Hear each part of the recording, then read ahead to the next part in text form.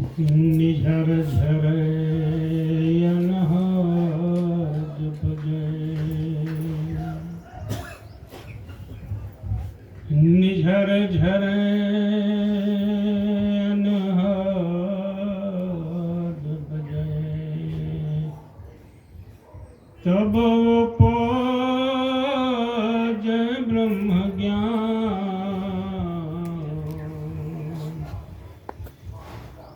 तब उपजै ब्रह्म ज्ञान। ये अंतर अविगत प्रगट है, ये अंतर अविगत प्रगट है। लागा प्रेम निज ध्यान, लागा प्रेम निज ध्यान। सतगुरु मोहि, सतगुरु मोहि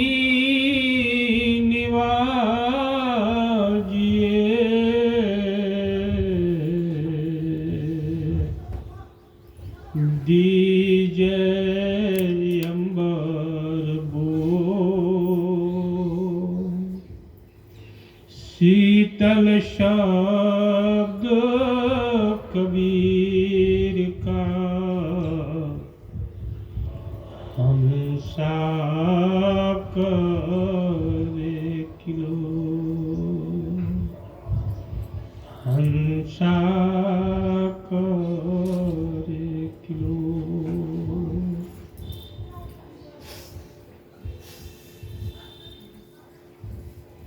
हमारे समर्थ सद्गुरु के सच्चे जिज्ञासु सिपाही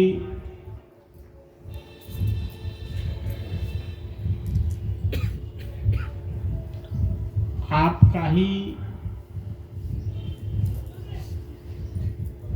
मांग में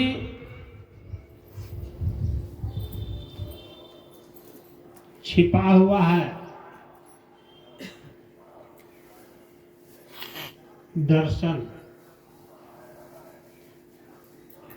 वस्तु।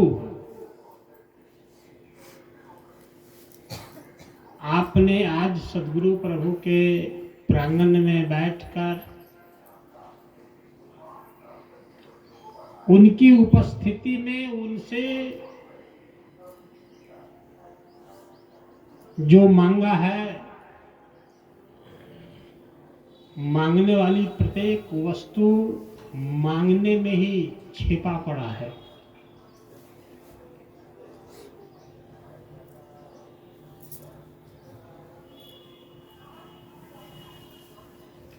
अभी अभी जब आपने कह ही डाला कि सब बह रहे हैं,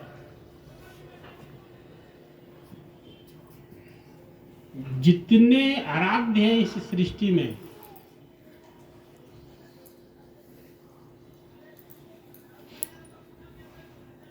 सभी बह रहे हैं। यह भजन का बोल, बहत जाला नदिया बहत जाला, और प्रत्येक पंक्ति में यही स्पष्ट बताया गया कि जितने भी आराध्य इस सृष्टि में हुए हैं,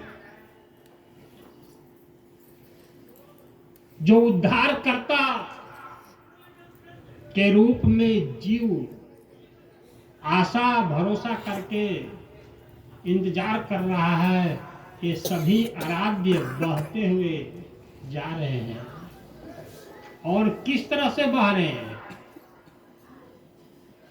यगम अपार नदी है, बहुत अधिक जल है। हमको इस किनारा से उस किनारा में जाना है।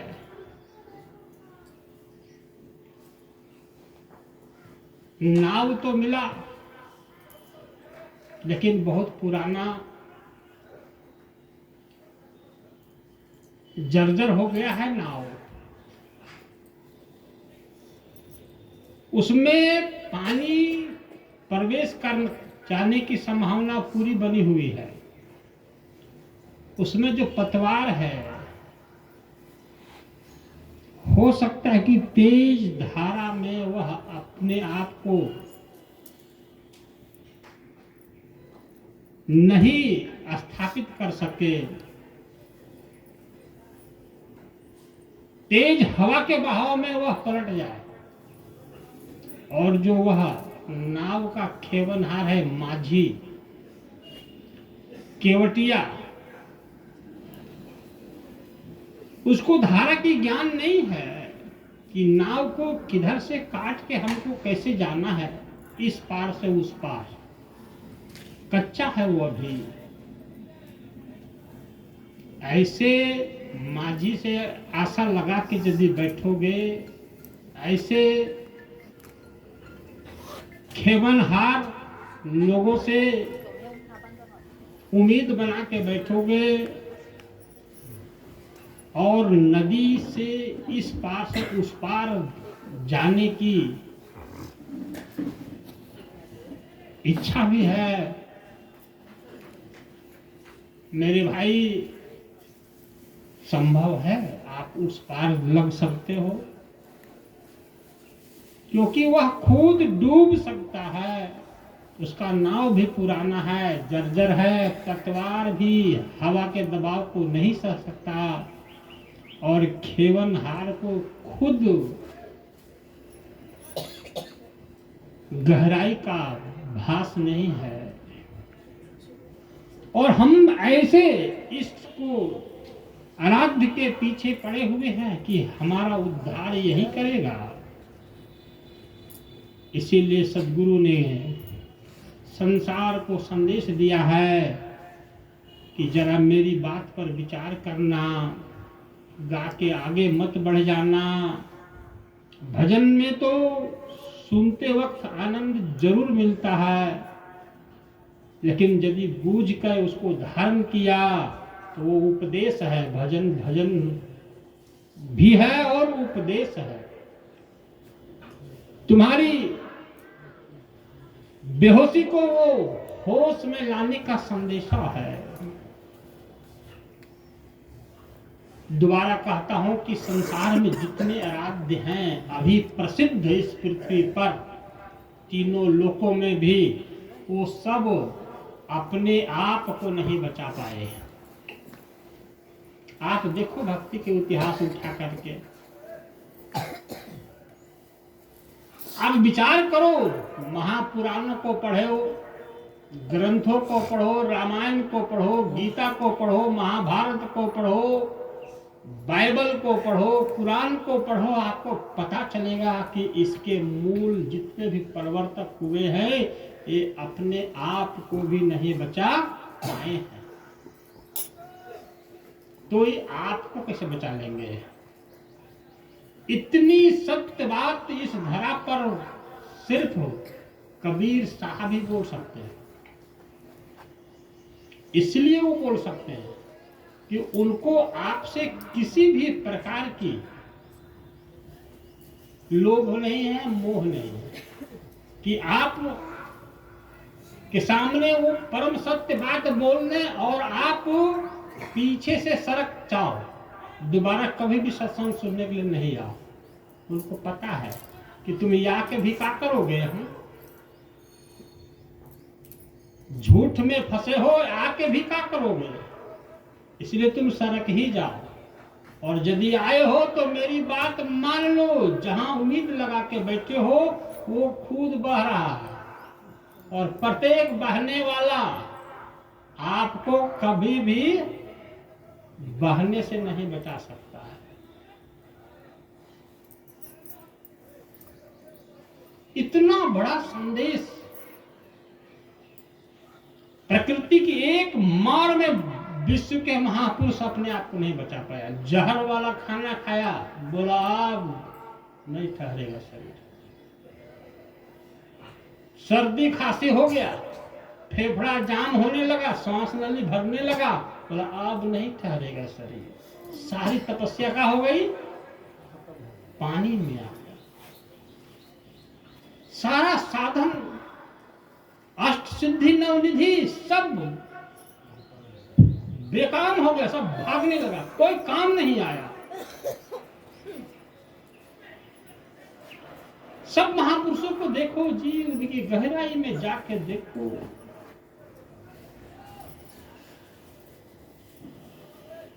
किसी का अपमान नहीं, सच्चाई में बता रहा हूं। नहीं बच सकते मेरे भाई, एक कच्ची भक्ति से। मैं साफ बोलता हूं, एक कच्ची भक्ति नहीं, ये झूठी भक्ति है। मैंने YouTube में डाला कि सतगुरु प्रभु के आंख से देखो, आंख मतलब ज्ञान से देखो, तो महाकुंभ जगत में यम का जाल है। इस तरह का संदेश इस पृथ्वी पर पहली बार दिया गया। 500 से 600 लोगों का कान खड़ा हो गया है 2-3 दिन के अंदर। कौन है ऐसा बोलने वाला इस सृष्टि में? इतना साहस किसको है? इतनी सत्य बात किसने बोला?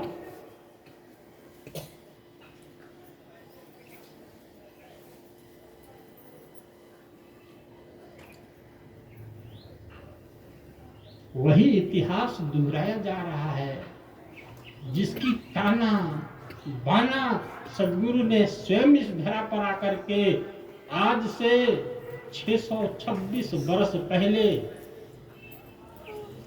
बो के गया है।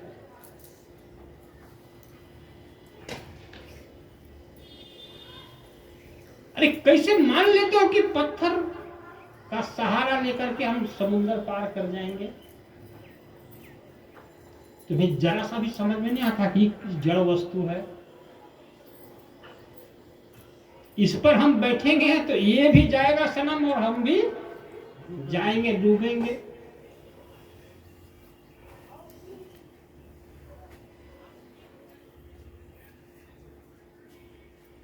ऊपर उठो, इसमें किसी का अपमान नहीं है।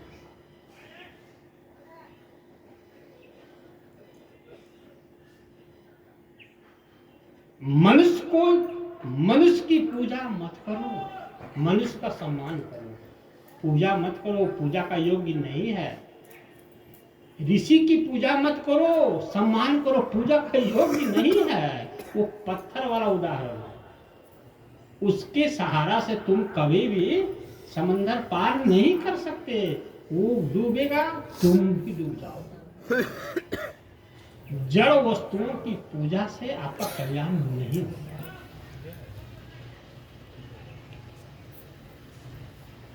इस धरा पर इतिहास को गहराई से देखोगे तो सभी आराध्य पानी में चले गए, सभी आराध्य पानी में चले गए, बह गए, और उनका शव भी नहीं मिला, उनका भौतिक अस्तित्व भी नहीं मिला इस संसार में।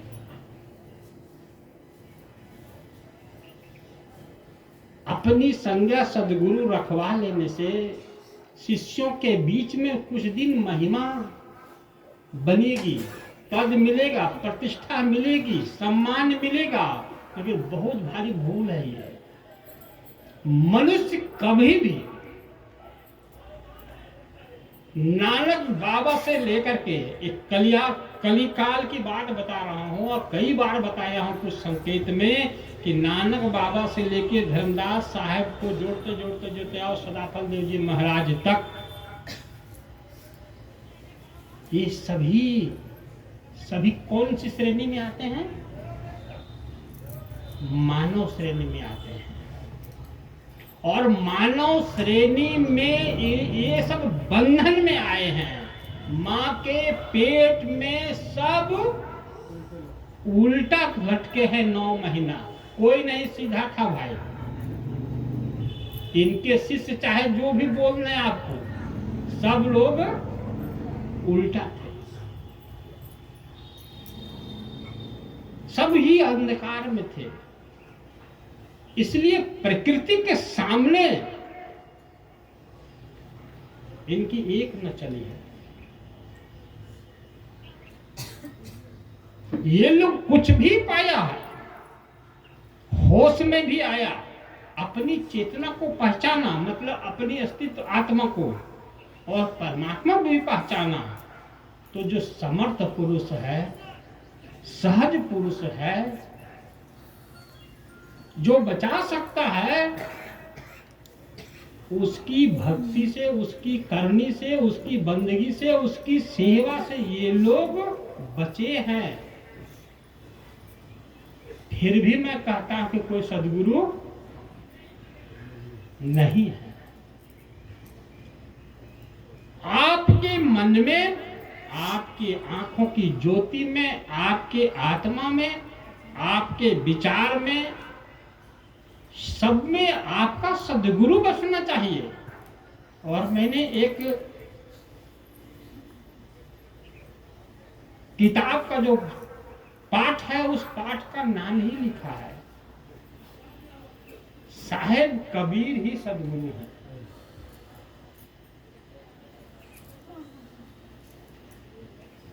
सद्गुरु की परिभाषा जो है वो बहुत छोटी है, बहुत बड़ा नहीं है, सबको समझ में आ जाएगा। सद्गुरु की परिभाषा का मतलब ही है कि जिस तरह से हमारा आपका जन्म होता है इस सृष्टि में, और हमारा पालन पोषण होता है, और हमारी मृत्यु हो जाती है, उस तरह से कोई भी नियम उस सद्गुरु के ऊपर नहीं है, लागू ही नहीं हो सकता है जी। मैंने कई बार कहा है इस बात को।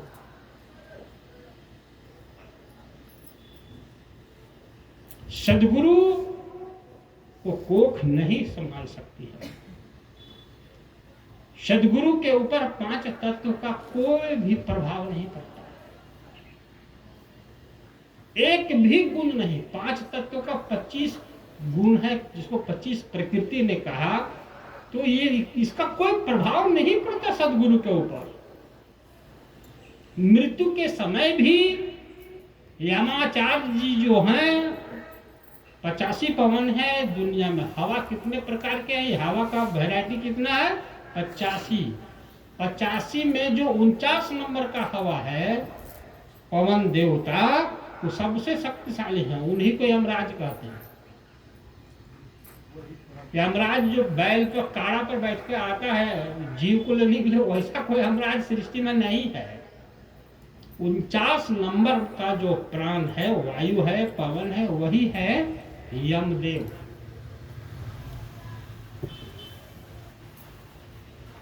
तो जब ये 49वां पवन आते हैं और जीव को और 10 प्राण को इस शरीर से कसाई के जैसा खींचते हैं,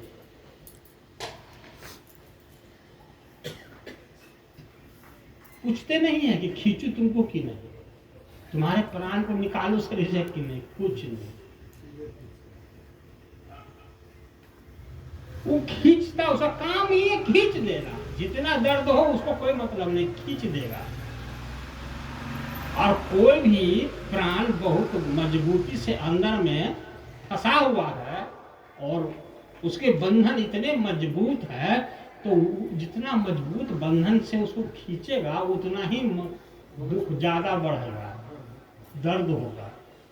कोई दर्द में फंसा है तो उसको खींचिए ना, तुरंत खींचा जाएगा है? लेकिन उसके ऊपर 10-20 को पत्थर ऊपर में लाद दिया, नीचे में फंसा हुआ, खींचिए जरा सा, समझ में आएगा। तो ये मजबूत शरीर में जीव फंसा है और प्राण भी फंसे हैं। इसको जब खींचता है ना ऊपर से, तो उतना ही अधिक पीड़ा होता है। थोड़ा अनुभव कर लो। तो ये प्रकृति का जब भी, ये यमदेव का जब भी प्राण निकालने के लिए वो आ जाता है, तो वो खींचने के पहले लोग घबरा, सब बेहोश हो गए हैं जी। इस सृष्टि में जितने लोगों का नाम लेता हूं सब बेहोश हो, और उन्हीं अपने को नहीं संभाल पाए। आपको संभालेंगे, आप इनकी आशा लगा के बैठे हो।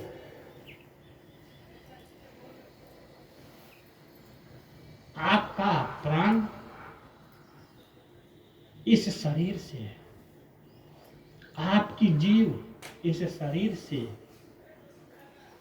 निकलने के समय या निकालते समय आपका स्वामी ही की काम करेगा। जैसे फूल के अंदर में खुशबू सहजता से बाहर हो जाता है, बहुत मीठा हवा, ऐसा नहीं बहुत तेज रफ्तार में झंझावत उठता है और खींचता है फूल के अंदर के खुशबू को, नहीं, सहजता से वो निकल जाता है। उस तरह से साहेब की दृष्टि पड़ती है जीव के ऊपर, और दृष्टि पड़ते ही इतना सहजता से जीव बाहर होता है और प्राण भी बाहर होता है। प्राण अपने अपने मूल तत्व में विलीन होते हैं, जीव अपने मूल तत्व में विलीन हो जाता है जहां से उसकी उत्पत्ति हुई है। यही 49वां पवन बगल में खड़ा करके हाथ जोड़े रहते हैं कि ये जीव आपका है, आपका हो करके ये जीवन यापन किया। शब्द मैंने क्या कहा? आपका हो करके ये अपना जीवन यापन किया है। भले ये मार्तंड नहीं हो पाया, वेदज्ञ नहीं हो पाया, गीतामय नहीं हो पाया, कबीरमय नहीं हो पाया, लेकिन ये आपका हो करके जिया है। और बहुत ऐसे इस धरती पर साहब के भक्त हुए हैं, उनके बच्चे बताएंगे कि हमारे दादाजी या हमारे पिताजी कबीर पंथी थे, बहुत अच्छा ज्ञान नहीं था, लेकिन इतनी सहजता से वो शरीर छोड़े। बहुत लोगों ने मुझे कहा, तो इसका यही प्रभाव है मेरे भाई। अभी अभी इनका क्या नाम है, अनिल जी का जो भाव था, भजन का जो भाव था, भजन में जो प्रेम था, समर्पण था गुरु के प्रति, यही सिर्फ सदगुरु को बढ़ता है। जहां आप मास्टर साहब बनने लगे और जहां आप अच्छा सेवक अपने आप में समझने लगे, तो फिर आपका बुद्धि वहां पर बहुत ज्यादा कर्मशील है। बस आप चरण में गिरे रहो, आपको बहुत अच्छा से संभालेगा वो मालिक। आपको एहसास होगा, ऐसा नहीं अंधेरा में रखेगा, आपको एहसास होगा कि हमें एक कोई सत्ता संभाले हुए है। आपके सारे अंधकार को मिटाता चलेगा वो, और आपको संभालता हुआ रहेगा। ये है महिमा सदगुरु की भक्ति का। और संक्षिप्त में यह कहता हूं कि पूरे ब्रह्मांड में, बल्कि पूरे अखंड लोकांतर में एक ही तो सदगुरु है, और वो है सदगुरु कबीर साहब। और जो सदगुरु अपने आप को लिखे हैं, इनकी गलती है, भूल है इनकी।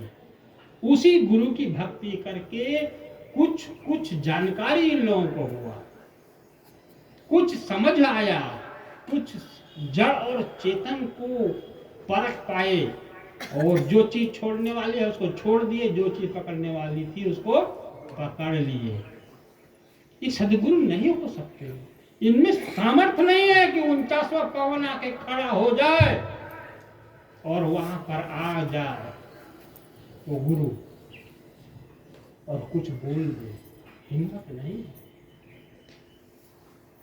और कबीर साहब जब वहां पर प्रकट होते हैं तो ये 49वां पवन कुछ नहीं बोलता है, चुपचाप खड़ा होकर के बंदगी करता है मेरे भाई।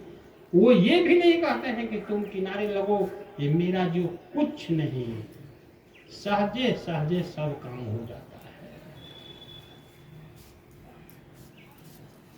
ऐसे महापुरुष को खांसी नहीं, दमा नहीं, प्रकृति का कोई प्रभाव मृत्यु काल में नहीं रहेगा, कभी नहीं रहेगा, मैं वचन देता हूं।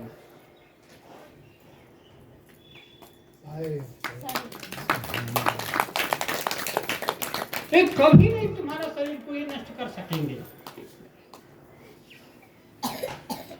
तुम्हारी जो भी संकल्प है, तुम्हारी आध्यात्मिक यात्रा जो भी है, वो पूरा तुम्हारी मर्जी से होगा, क्योंकि वो कराने वाला साहब है। तुम्हारा कोई संकल्प अधूरा नहीं होगा।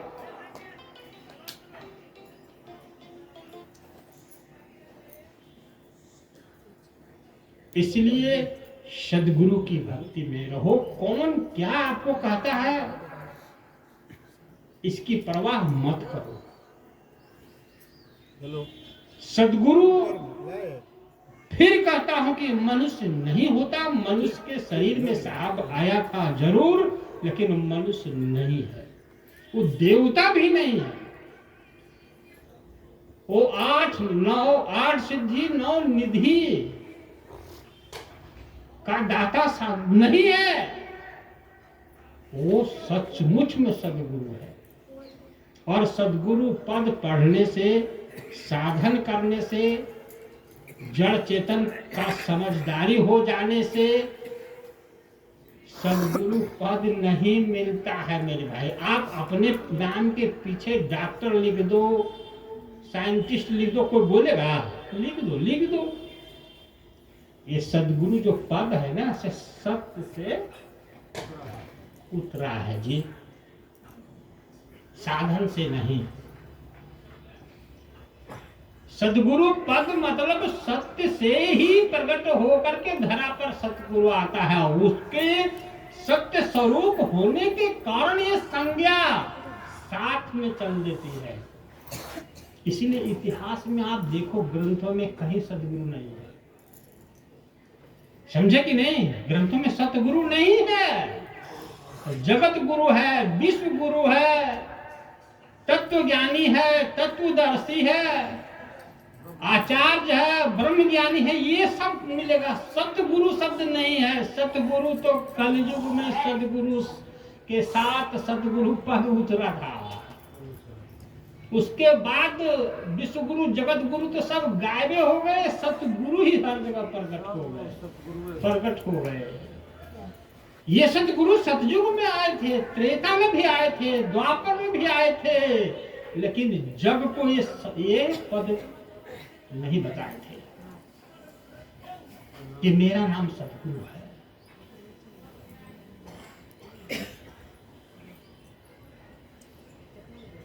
सदगुरु शब्द संसार में प्रकट हुआ है तो 1455 में।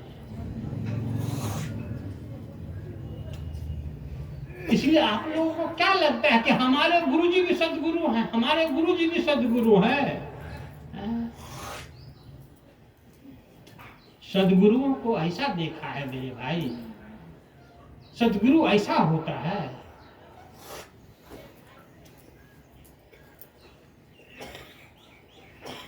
कौन नया काम इस संसार के सदगुरु कर रहे हैं, हमको दिखा दो। जो ब्रह्मा जी नहीं कर पाए थे, जो विष्णु जी नहीं किए हैं, शिव जी नहीं किए हो, राम नहीं किए हो, कृष्ण नहीं किए हो, ये लोग जो काम किया है, ईसा मसीह मोहम्मद साहब जो किए, वही काम तो सदगुरु सब कर रहे हैं। तुम कैसे मान ले कि सदगुरु हो?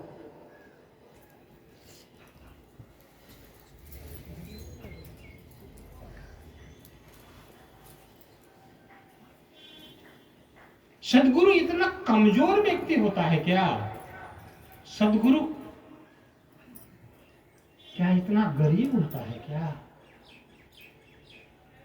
वो अपने लिए एक झोपड़ी भी नहीं बना सकता था इस सृष्टि में। अरे इतिहास देखो, भक्ति का इतिहास उठा के देखो कि सदगुरु के जमाने में सदगुरु के कुछ ऐसे शिष्य हुए हैं कि सदगुरु का थोड़ा इशारा मिल जाने से ही इतना मांग करके कोई भी चीज का, आश्रम का विकास हो या मंदिर का विकास हो या मस्जिद का विकास हो, करने की जरूरत नहीं है। एक इशारा में ही क्या ना क्या करके रख देता। ऐसे ऐसे शिष्य सदगुरु कबीर के हुए उनके जमाने में जी। मैं ये बात को कई बार बोल चुका हूँ। अभी तो मांगते मांगते मतलब ये लोग थेथर हो गया, शर्म नाम का चीज खत्म हो गया। ये देने वाले शर्माने लगे, मुंह छुपाने लगे। हम आगे वाले लोग आ गए किनारे हो जाओ, लेकिन वो लोग को शर्म नहीं लग रहा है मांगने में। और अपना नाम क्या रखा? सतगुरु। फैमिली को पाल रहा है, बच्चों को पाल रहा है, परिवार को पाल रहा है, बच्चों को विदेश में पढ़ा रहा है, मांगते मांगते पैसा से। और पद है सदगुरु। विचार करो, ये सब नहीं है सदगुरु का। एक ही है जो कुछ ना मांगे आपसे, सत्संग करने को कहे आपसे, बंदगी करने के कहे, सेवा करने के कहे, परखने के लिए कहे, आपको एक एक चीज को निरखने के लिए बोले, और कहीं कोई लोकांतर में जाने के लिए ना बोले, कोई स्वर्ग नरक में जाने के लिए ना बोले। बस अपने अस्तित्व को चिन्हो और अपने अस्तित्व में ऐसे प्रवेश करो जैसे अपना महल में हक के साथ, एकदम आनंद के साथ कोई अंदर जाता हो। तुम्हारा अपना अस्तित्व ही तो लोक है जी भाई। तुम्हारा अपना अस्तित्व मतलब आत्मा ही सत्य लोक है। आत्मा के जैसा कोई लोकांतर संसार में नहीं है। आत्मा के भीतर जो भी दृश्य, चेतन दृश्य है, सौंदर्य है, वो सब उसी को सतलोक और सतपुरुष कहते हैं। तो इस लोक में, आत्मा रूपी लोक में प्रवेश करना तो दूर की बात है, इसको तो समझना भी कठिन है संसार के लोगों को, बूझना भी कठिन है संसार के लोगों को।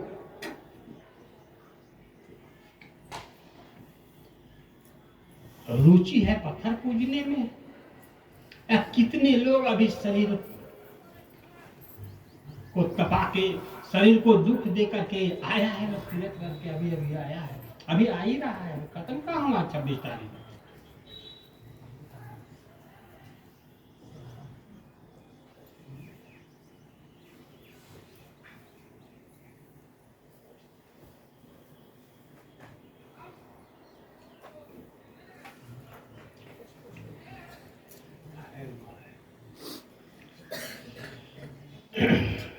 आपकी आत्मा का साइज में बताता हूं। आप लोगों का जो आत्मा है, वो आत्मा का आकार बताता हूं, साइज बताता हूं। दुनिया के सारे नापने वाले यंत्र फेल हो जाएंगे।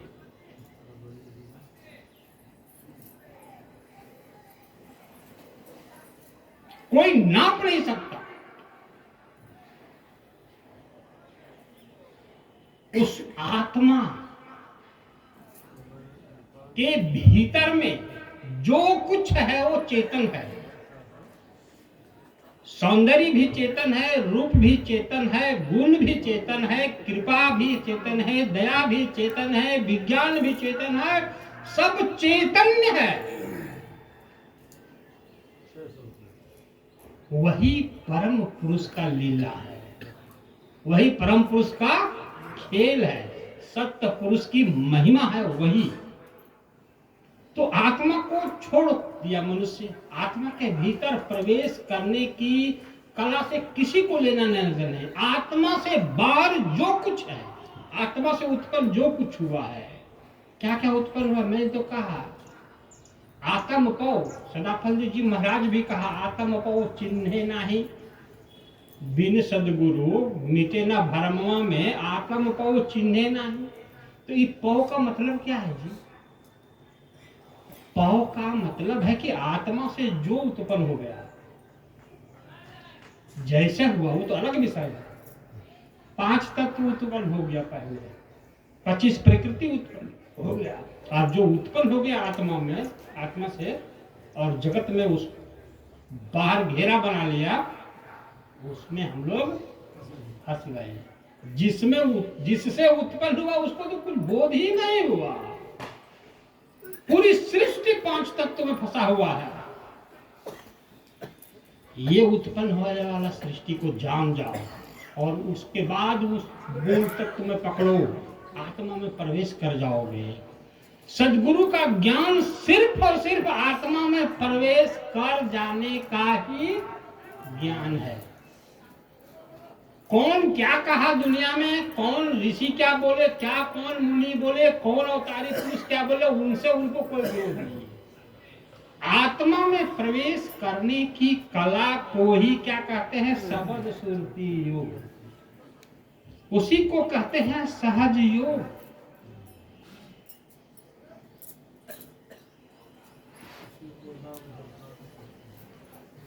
सुरती जब आत्मा में प्रवेश करती है उसी को कहते हैं नाम में समा जाना। उसी को कहते हैं नाम का सुमिरन करना,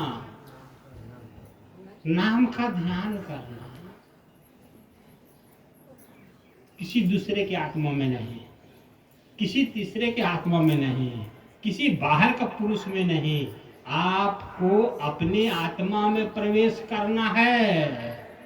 अपनी आत्मा को छोड़कर जो भी संसार में है सबकी पूजा किए हो, सबके चरणों में शीश नवाए हो, सबको आरती बंदी की हो, सबको चढ़ावा चढ़ाए हो, लेकिन अपना देवता, अपना इष्ट जो आपकी आत्मा है वो उसको देखना भी पसंद नहीं किए हो इस सृष्टि में। यही महिमा भारी है भूल की। यही सबसे बड़ा भूल है संसार में। तो अधिक समय नहीं लेंगे। अपनी आत्मा में कैसे हम प्रवेश करें उसी को शब्द कहते हैं। अपनी आत्मा को ही शब्द कहते हैं। कैसे प्रवेश करें? हम अपने घर में पहले प्रवेश करेंगे, तब तो अपने घर में क्या क्या सामान रखा हुआ है उसको देखेंगे। हम घर में ही प्रवेश नहीं किए हैं और सामान की जानकारी लेना चाहेंगे तो संभव है। तो अपने घर में प्रवेश करो, अपनी आत्मा में प्रवेश करो। उसके बाद घर में क्या सामान है, तो आत्मा में सामान जो भी है वो खुद परमात्मा अपने है, खुद परमात्मा है। और परमाणु जैसा परमात्मा में भाई कोई आदमी जैसा बाहर नहीं दिखा है। परमाणु का भंडार है, विशाल भंडार है। वो कब से है, कब तक रहेगा, इस प्रश्न का ही प्रश्न ही नहीं।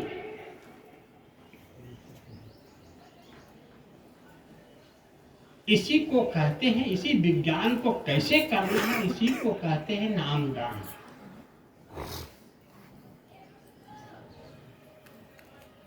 यही जब गुरु के साथ में मनुष्य जुड़ता है, मनुष्य का शरीर है जेल।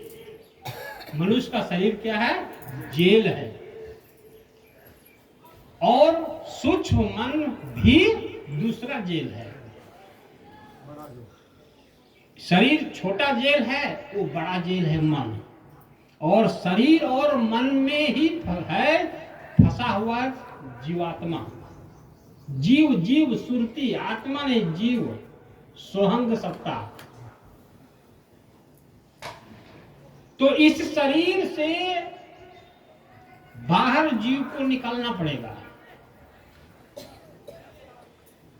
इस शरीर से बाहर जीव को निकलना पड़ेगा। जीव बाहर निकलेगा तभी अपने आत्मा में, अपने घर में जीव प्रवेश करेगा।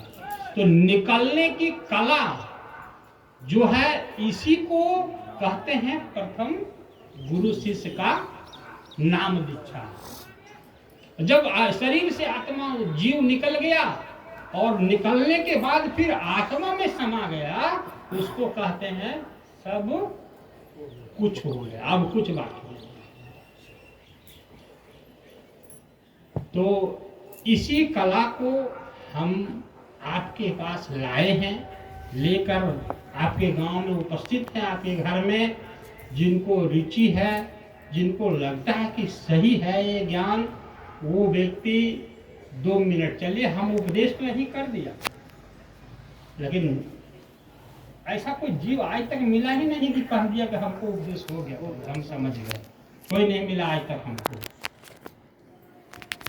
उपदेश कर दिया हूँ, कुछ छिपाया नहीं है, लेकिन थोड़ा आप सीधा बताना पड़ेगा। तो चलिए 2 मिनट में आते हैं। उसके बाद अपने अपने स्थान पर उपस्थित होकर के जो अनंत सत्ता साहेब है, प्रकृति के पार में है, जिनके आधार पूरा जगत आधारित है, उनकी बंदगी करोगे, आरती बंदगी। उसके बाद जो